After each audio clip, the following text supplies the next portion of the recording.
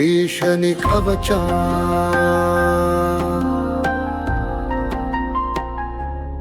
अस्य श्रीशनैश्कवचस्तोत्रस्य कश्यप ऋषिः अनुष्टुप् छन्दशनैश्चरो देवता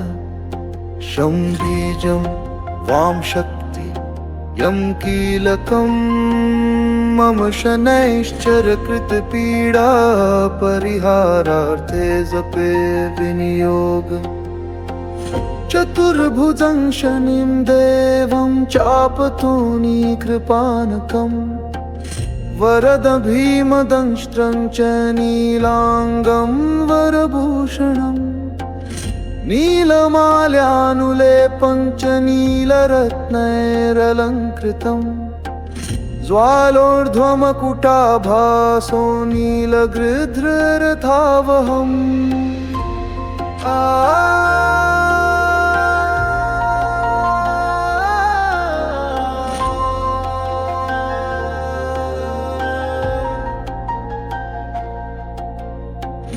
मेरुं प्रदक्षिणं कृत्वा सर्वलोकभयावहं कृष्णाम्बरधरं देवं विभुजं गृध्रसंस्थितं सर्वपीडाहारं नृणां ध्यायेद्गृहगणोत्तमं शनैश्चरः शिरो रक्षेन्मुखं भक्तार्तिनाशनः कर्णो कृष्णाम्बर पातु नेत्रे सर्वभयङ्करः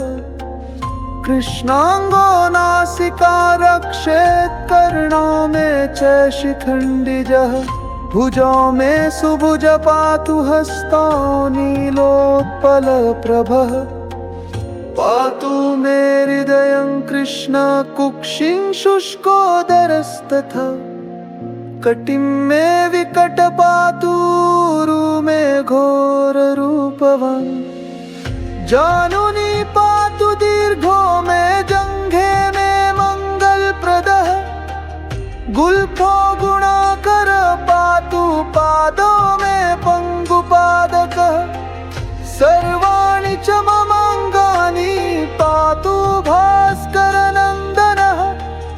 यैदं कवचं दिव्यं सर्वपीडाहरं निर्णं